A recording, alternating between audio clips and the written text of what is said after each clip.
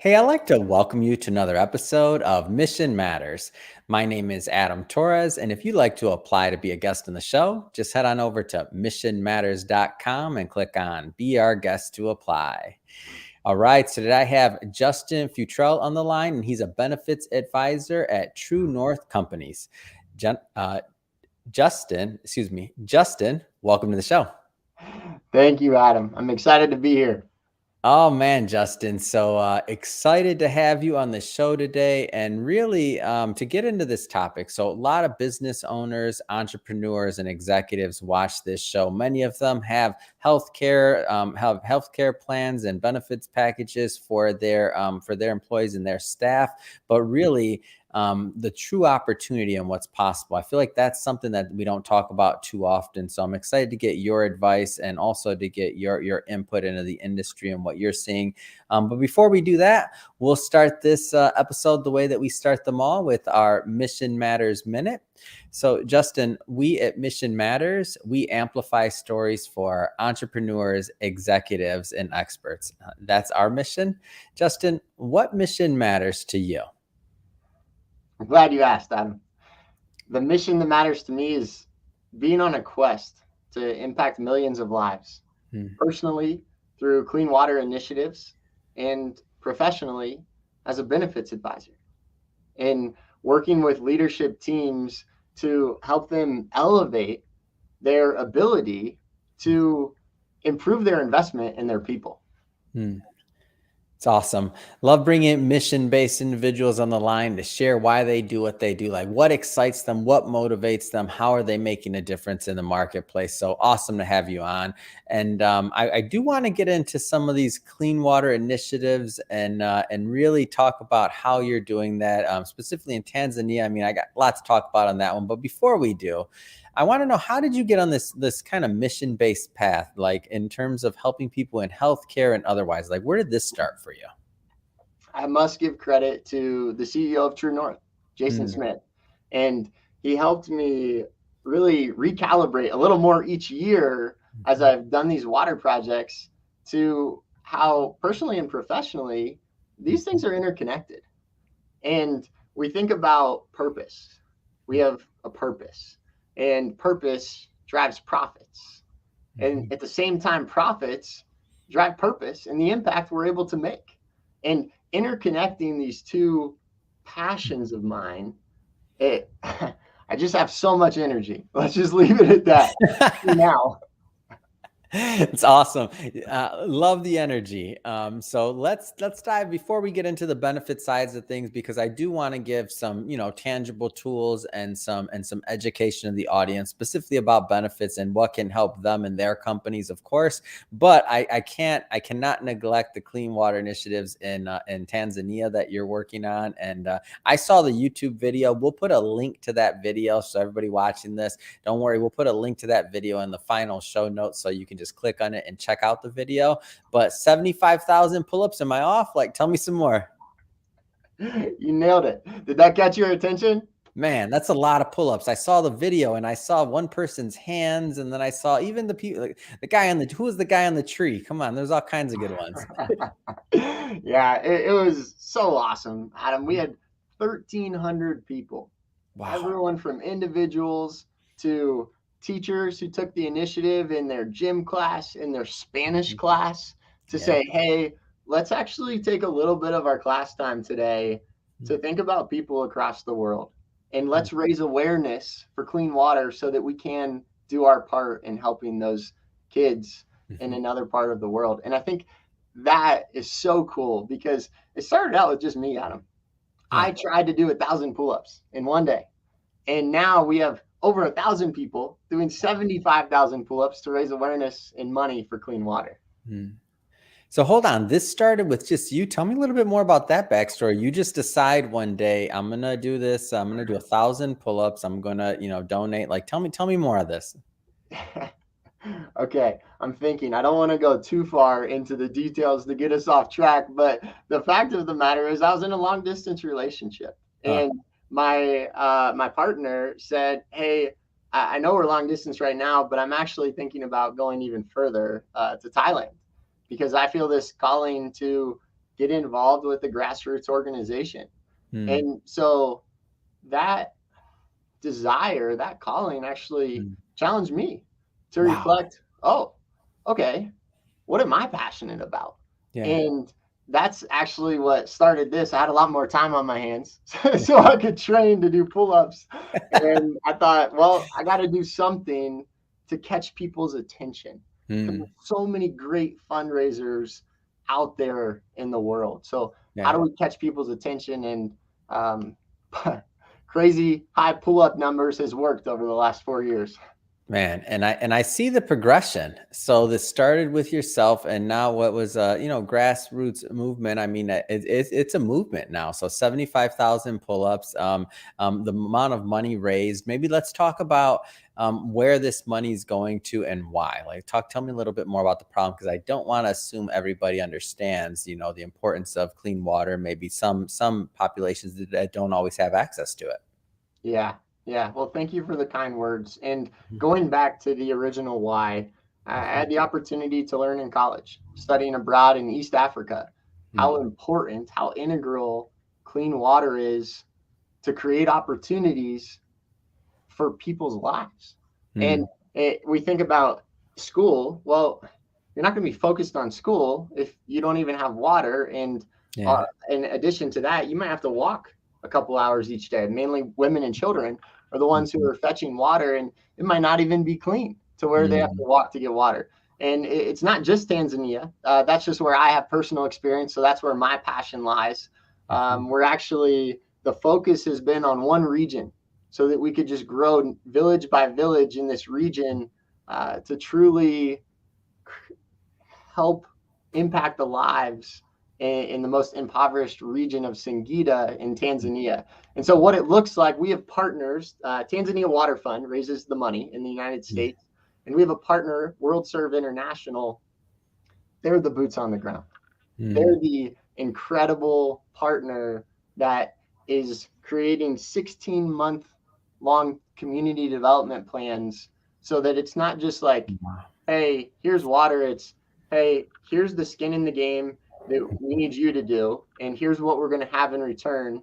And then let's start taking it to the next level. Let's talk about having irrigation in our crops for the first time. Let's talk about having running water in our hospital clinic for the first time ever. And so it trickles into healthcare. It trickles into giving women more time to be a part of the family income. And so, gosh, it's exciting to see each village take on their own path forward with these projects. Yeah, that's exciting. And now you're in your, I believe, 4th year. Is that right? We've done 4 fundraisers so far. So we've raised $175,000, and that's impacted roughly 35,000 lives.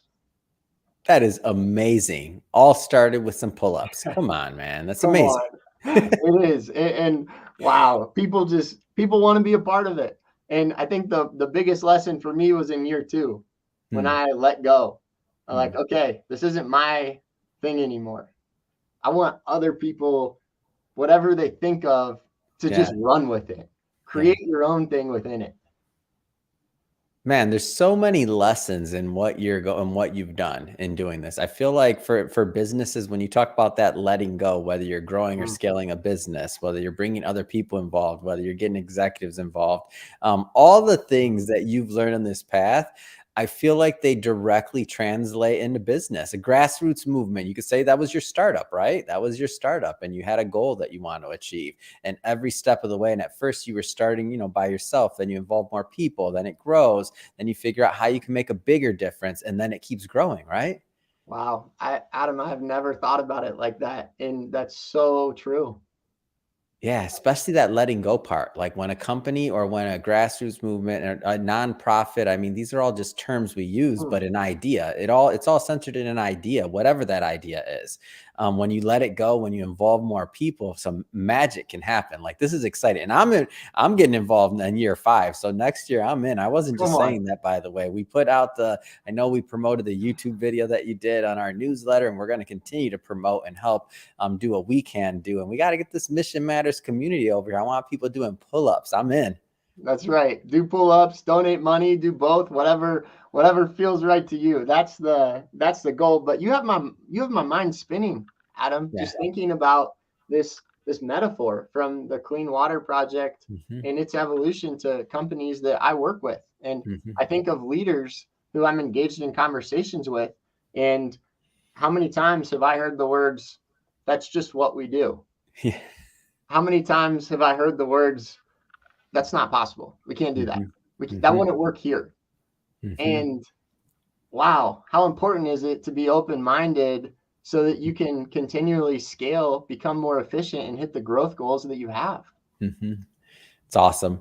And I think there's a good transition, because I do want to get into the benefit sides of what you're doing and how you're helping employers. But let's maybe kind of paint the landscape a little bit on your methodology. Because first off, I mean, in the benefits field, I mean, I believe you're over 6 years in the benefits field. So you've been doing this a long time now, and you work with a lot of companies. And I know that sometimes you see maybe opportunity where employers don't necessarily see it. Like, they may see some problem areas, or they may think that it's, like you just said, like it's status quo, right? Like, we've always done things this way, or it has to be this way. But a lot of times you're able to see opportunity there. Maybe start off by just telling us a little bit more about your practice and what you do. Let's start there. Yeah, awesome. Well, let me just start at the 30,000-foot view and help the listeners understand who TrueNorth is.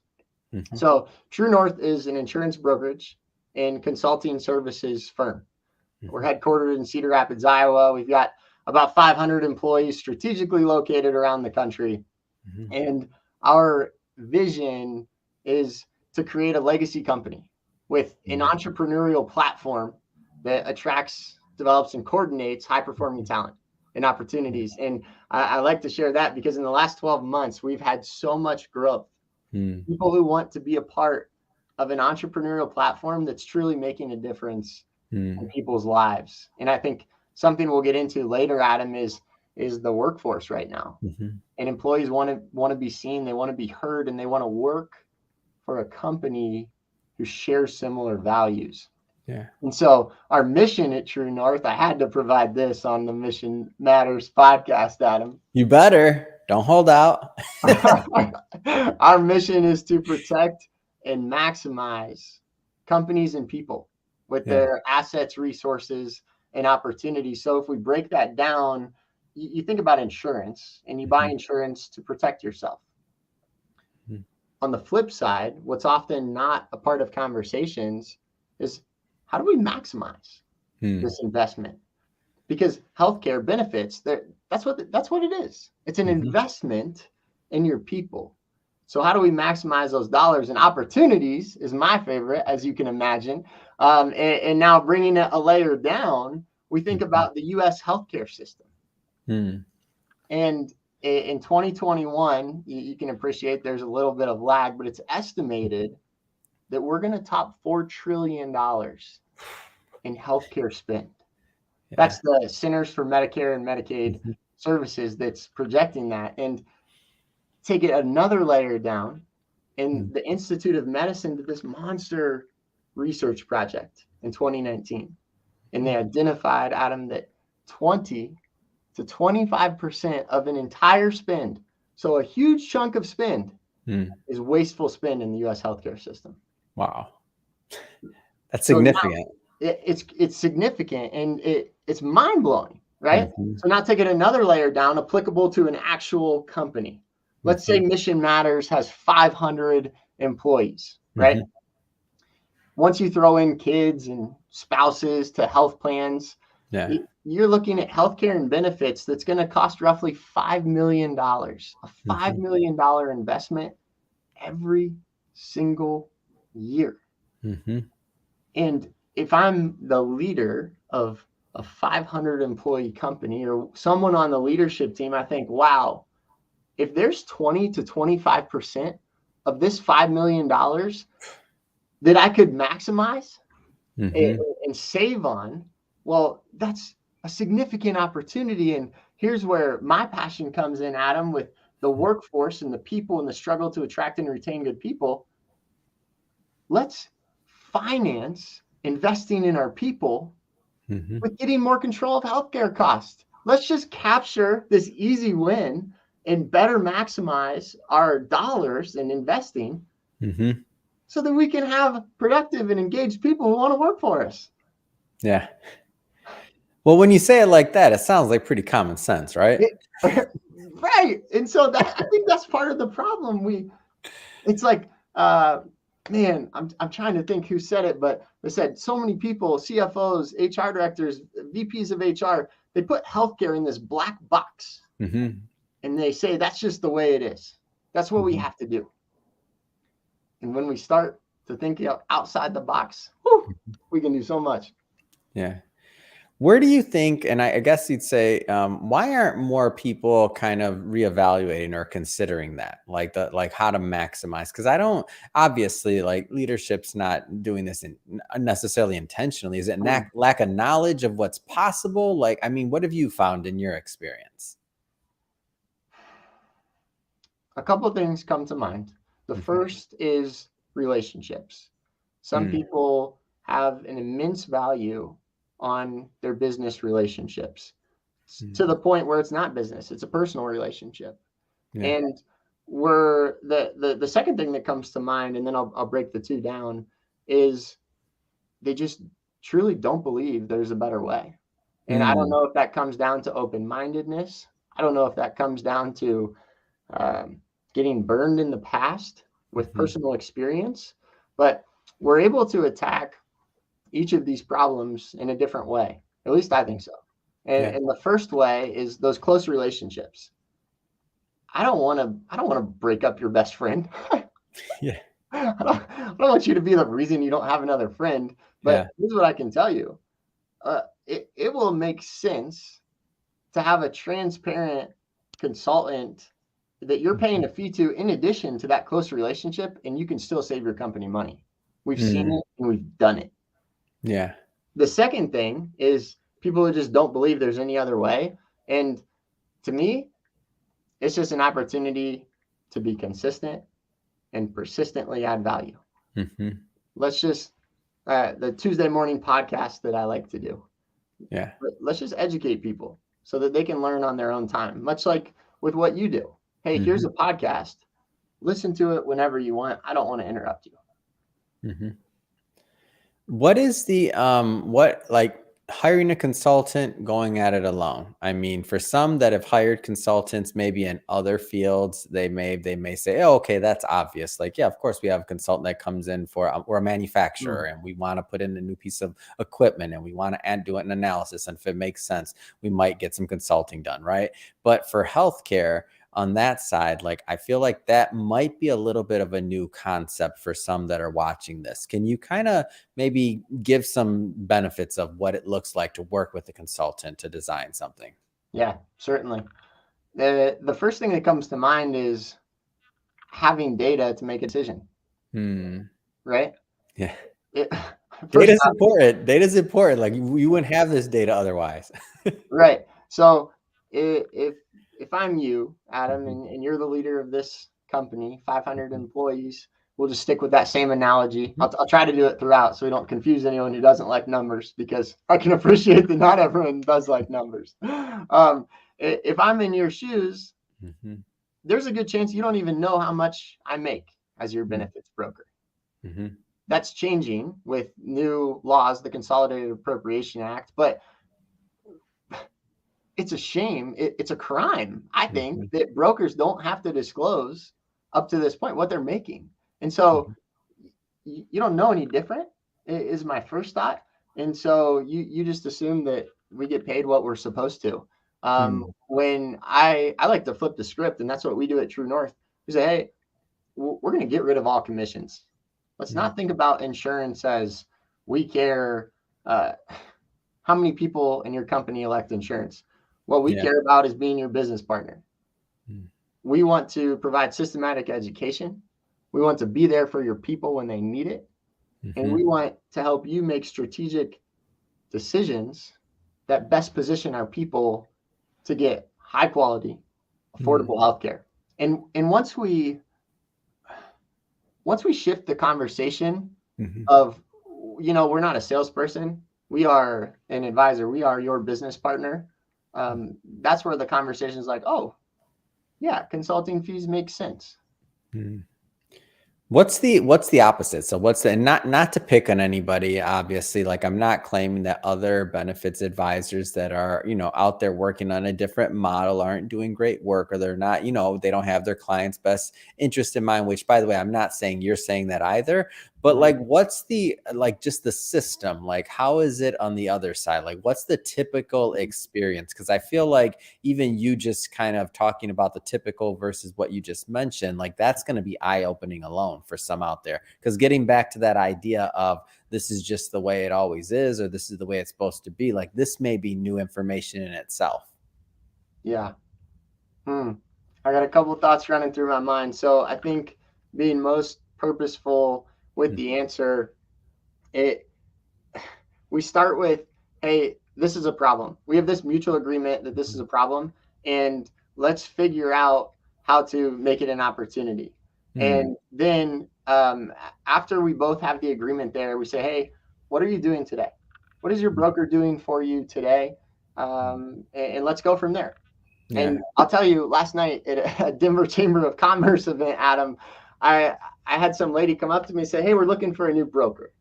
And I'm thinking, oh, okay, this is probably a small business with 10 people. And I'm going to have to tell her that, that I'm sorry, I don't work with small groups, because it's a commodity in that space right now. I work with employers with 100 or more employees, usually to a couple thousand, because that's where we make the most impact.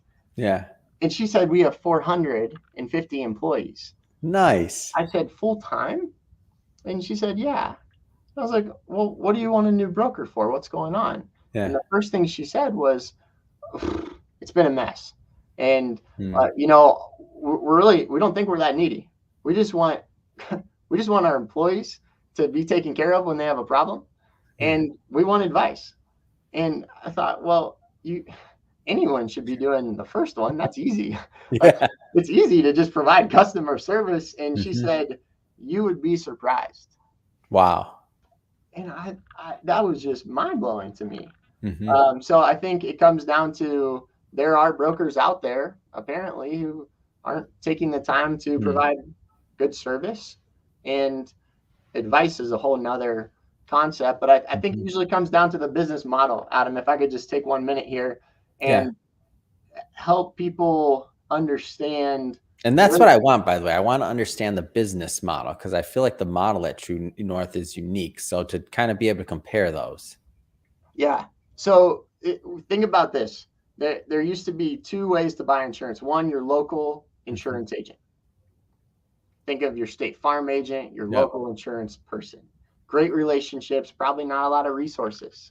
Then we have the big box firms. We have Marsh, we have Lockton, Gallagher. There are companies that do really great things for their big clients. There's this mid-market space, Adam, that really is 100 to a couple thousand employees, where they just get lost in the mix. They've either been with their local broker forever, or they've been with a big box firm, and they don't get much value because it's not worth this big box firm's time, because they have Fortune 500 companies that they're working with.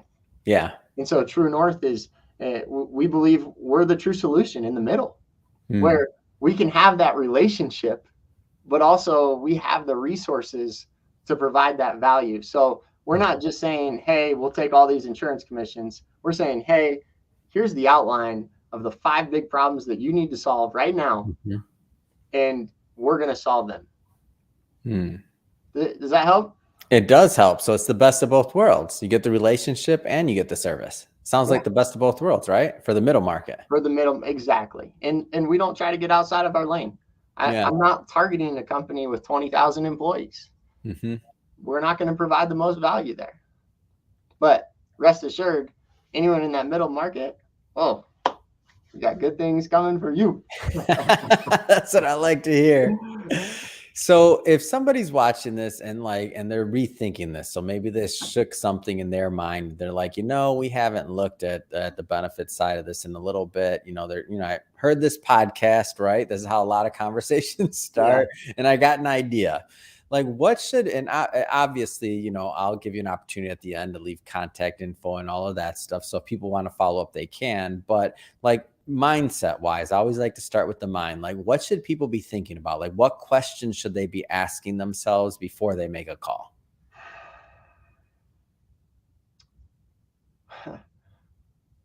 One, am I in a space right now where I can be open-minded to hear out another way to improve our business? Because I don't work well with leaders who are not open-minded. Yeah. It's just not going to go far. And that's okay. I don't want to work with everyone. I want to work with growth-minded leaders who care about their people.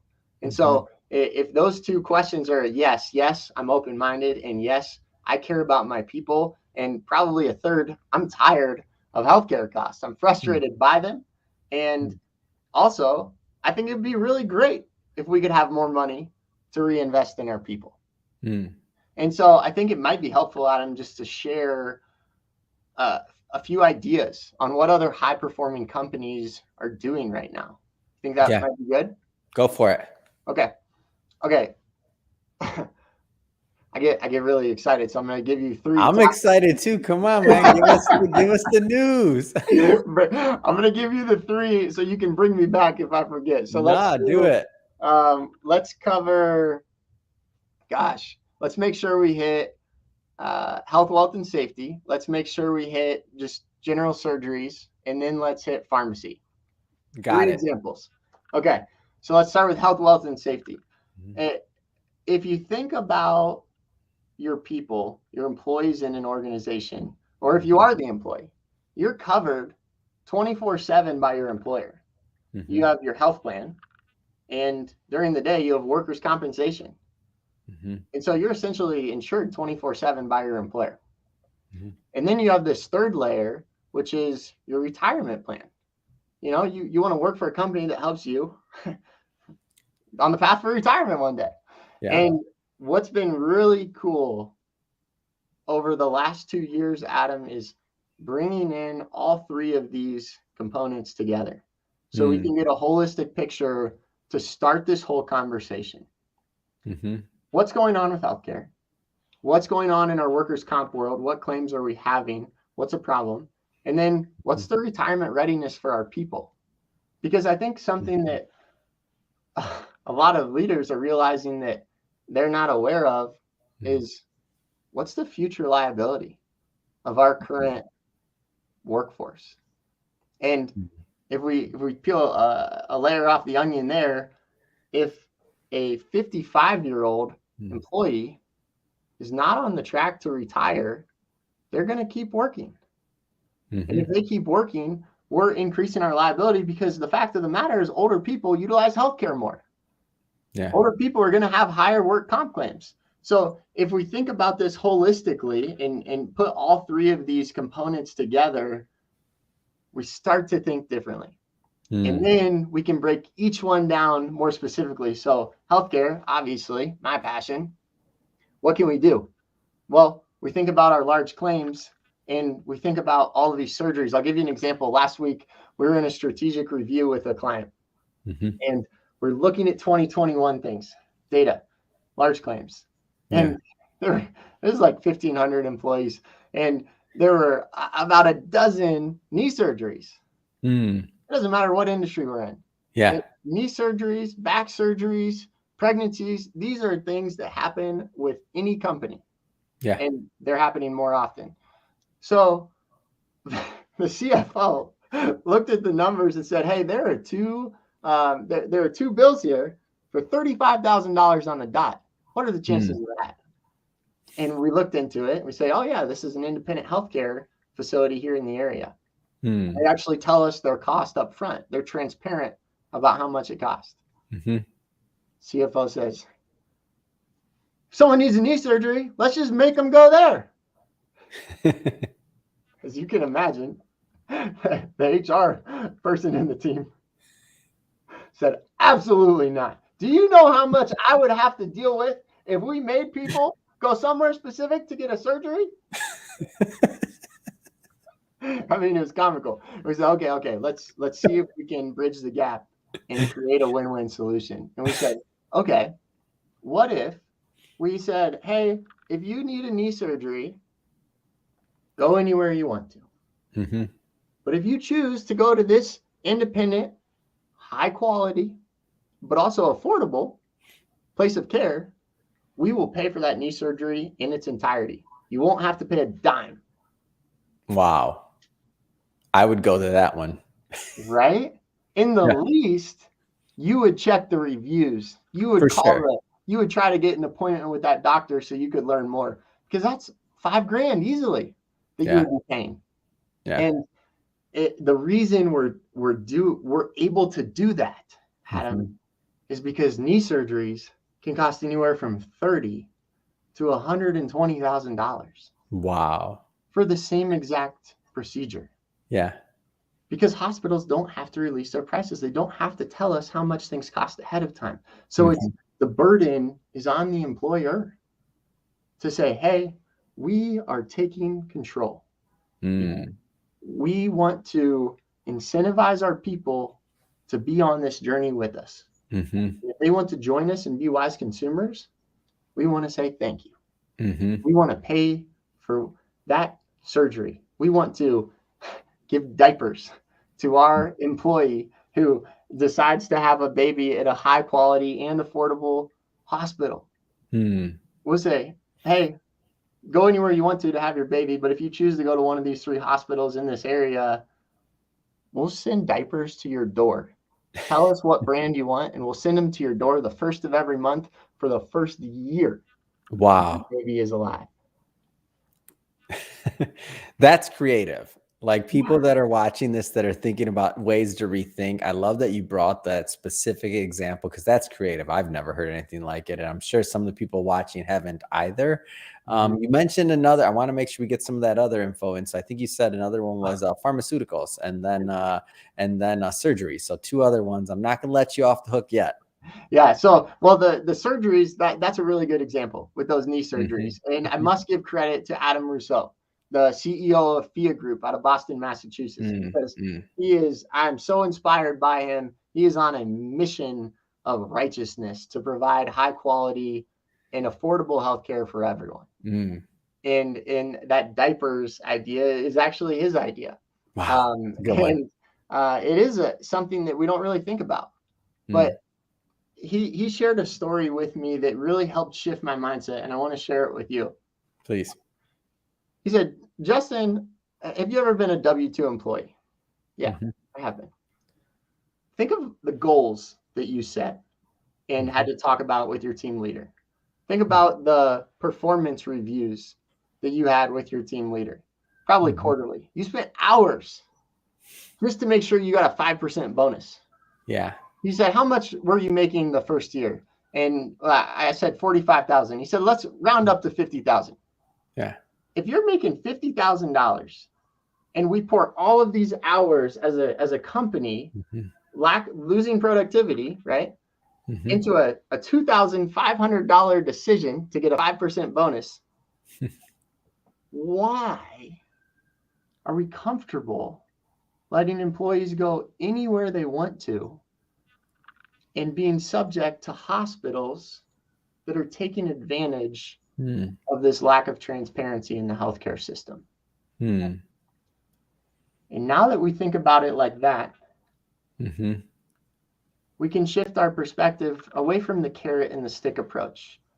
And let's do the carrot. Go anywhere you want, but if you choose to go here, we'll give you this. Yeah. Right? And that leads right into pharmacy. I'll give you 2 examples. One, big ticket item, injectable medications. Almost every company with over 100 employees has at least one injectable medication on their large claim list. And we think about so many times we say, oh yeah, this employee has had it, it's a chronic condition, it's just going to keep happening. Well, that might be true, but how do we put a plan of attack around it?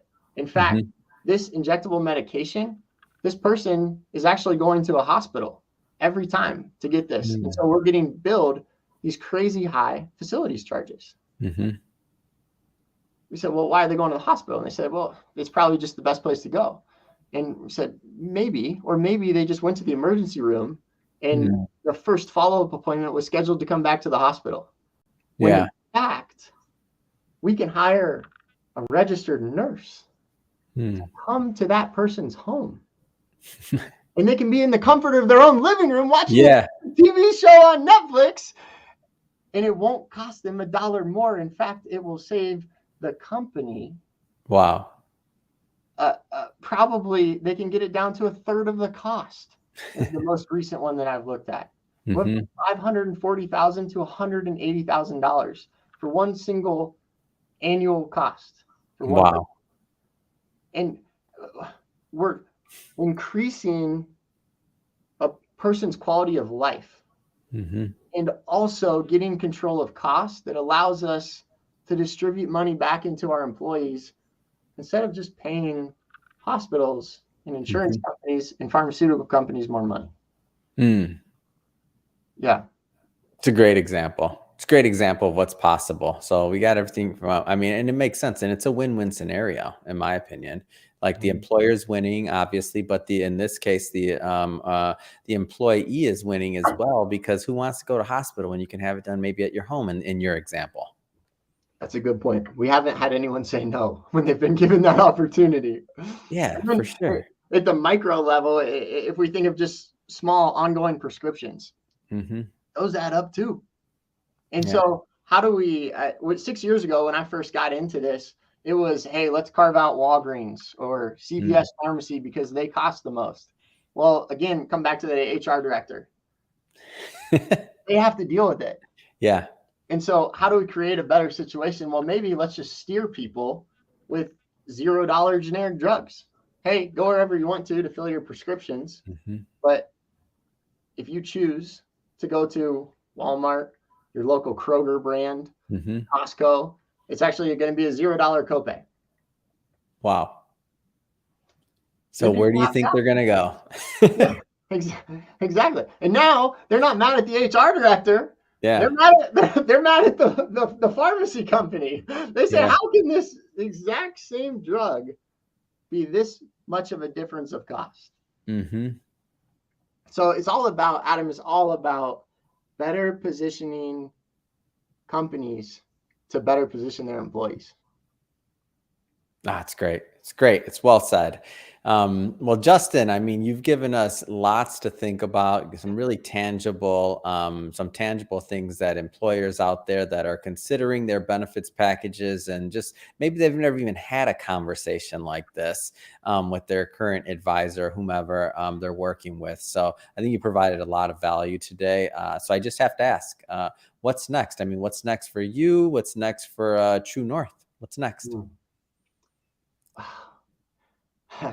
Lots of ideas, but let's focus on what's happening right now in the what's next arena. And that is leadership teams, everyone I'm talking with. It doesn't matter if it's the owner of a company, the CFO, someone in HR, they're worried about their people. In fact, I wrote down a statistic this morning that I read. The Bureau of Labor Statistics said in 2021, 57% turnover in the workforce. Wow. 1 out of every 2 people, there's turnover. That's insane. And so there is a problem right now that leadership teams are facing. That is, how do we attract and keep good people? And a lot of things come to mind. The big thing, as we've been reiterating, is, hey, let's get more control over health plan so that we can reinvest that money back into our people. But let's take it a step further. And 4 years ago, Adam, I was asked to give a keynote presentation on 5 languages of appreciation in the workplace. Yeah. They said, Justin, I've seen you speak before, and I don't know if you've read this book, but we'd love to have you do this workshop. I said, well, I haven't read the book, so I need a copy of the book, but then I'll be open to it. And I did that. And have you heard of the 5 love languages by Gary Chapman? I've heard. Yeah. So you got your physical touch, your quality Yep. time, words of affirmation, gifts, and acts of service. Mm-hmm. Those 5 love languages transfer to languages of appreciation in the workplace. And so now what started is just giving that presentation once. I'm Yeah. now getting paid to give my clients this workshop Yeah. to the team leaders to say, hey, let's maybe pause and rethink this. Mm. If we see that employees are overworked and we want to do something to say thank you, and we Mm-hmm. give them a $50 gift card to a local restaurant, they're going to be happy. There's no doubt about it. For sure. But is there a way we can increase that appreciation that they're receiving? Mm-hmm. What if that $50 gift card is not as meaningful as the company leader thinks it is, and actually just taking 20 minutes to get a coffee with Mm-hmm. the team leader would mean this much more to that person? Yeah. And then the first thing I always get at them is, how do we know? Yeah. I say, ask them. Yeah. Give them the option. Say, hey, I see you working hard. I know we're short staffed right now. I want to say thank you. I have Mm-hmm. 2 thoughts. I'll give you a $50 gift card, or we can grab a coffee sometime next week. What would Yeah. you prefer? I want coffee. I'm in. That was some of my best interactions. I remember it very clearly. His name was Doug Wilson, and he was one of my managers. And every once in a while, maybe he saw I needed it or didn't need it, or who knows, but we're like, Adam, let's go get a coffee. I remember those walks. I remember those talks. I don't remember some of the $50 gift cards that I received or the other gift cards, but I remember those coffees. Right. And It's great. that's authentic Yeah. time that people are giving. And gosh, there are just too many companies who are just forking out money and they have no Mhm. idea how that's being received. And one thing to do is survey the employees and say, Yeah. hey, think back over the last couple of years or during your tenure here, uh, what has been the most meaningful to you? Mm-hmm. And us trying to show our appreciation. And Yeah. it seems so simple, but how many times do we just not ask the Mm-hmm. question? Mm-hmm. And so that's a huge passion I have. And then I have to hit mental health. I, Mm-hmm. I would say that the increased focus on mental health has been one of the biggest silver linings of this pandemic. Mm-hmm. People are starting to be more attuned to their mind, to their body, and Mm-hmm. care about themselves. And how that matters for team leaders, Adam, is they have more responsibility. Yeah. Employees want to be seen, employees want to be heard. If you're my team leader, Adam, and you see me struggling, 10 years ago, 5 years ago, you might have said, Justin, looks like you're not doing so well. Here's the phone number to call our EAP, Employee Assistance Program. Yeah. I don't want that. I want you to see me. And so now team leaders are saying, hey, Mm-hmm. Justin, I see you're struggling. Can I just listen to you? Do you want to talk about something, or is there something I can do? Mm-hmm. And I was just interviewing Dr. Jacob Christensen last week for a Tuesday morning episode, and he's the founder of Covenant Family Solutions, focused on mental health resources for employers. And he said, Justin, there's this idea that's coming on of first aid mental health. Mm-hmm. I think back to when I was a lifeguard, and I knew CPR and first aid. It was my responsibility to figure out the problem, solve what I Mm-hmm. could, and then get the next person in that needed to. Yeah. That might be calling 911 or whatever. And so it's the team leader's responsibility to bridge the gap. They might still end up giving that resource that the company has, but first they're saying, I hear you, I Yeah. see you, and most importantly, I care about you. Mm-hmm. It's great. So, Justin, I just have to say again, awesome having you on the show today. If somebody's watching this and they want to learn more about, of course, TrueNorth, Tanzania water projects that you're working on, and of course, to listen to your show, what's the best way for people to connect and to follow overall? Are we going to drop my contact information? We're gonna put it all in the show notes, but I want you to give it all to verbally, because some people will be listening to this on their podcast or on other networks. So I want to make sure that you just drop it now so people can write it down as well. Okay, let's go with my email, right? Futrell, Futrell at TrueNorthCompanies.com. If that's too hard to find, then just find me on LinkedIn. Yeah. Justin Futrell, Futrell. If you're interested about the Tanzania water projects, you can go to TanzaniaWaterFund.net, TanzaniaWaterFund.net. And the LinkedIn is where I post the Tuesday morning podcasts. Working on Spotify, that's in the works for the what's next also, and Apple Podcasts, but we're not there yet. So just follow me on LinkedIn. And I would just like to share, Adam, that when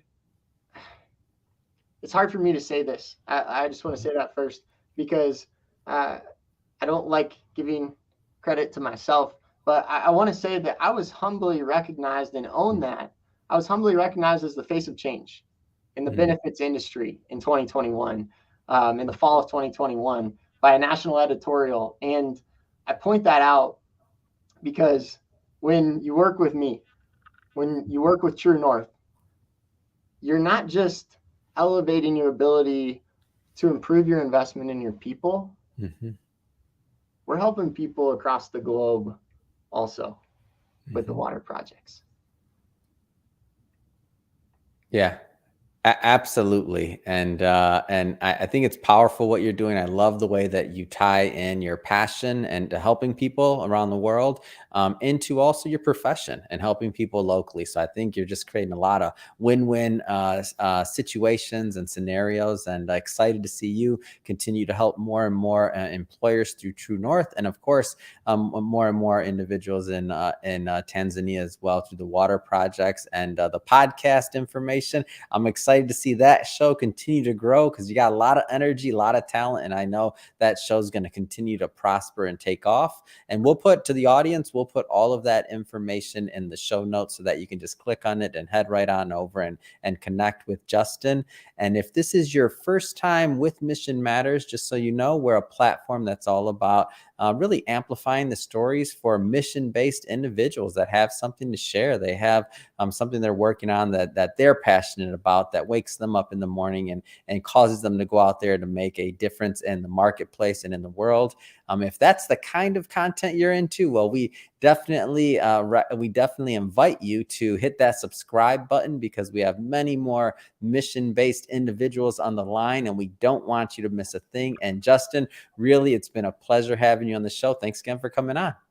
Yeah, thank you. And I just have one last question. How many pull-ups can I count on you for in November 2022?